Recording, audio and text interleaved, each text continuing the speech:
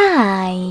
In front of me is Motorola Moto E22i, and today I would like to show you where you can locate all text correction options. You need to begin by going into Devices Settings and scrolling all the way down to Access System.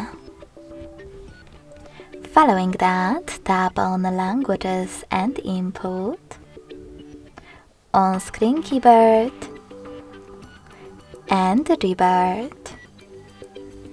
Now just tap on Text Correction. As you can see, all typing options are over here.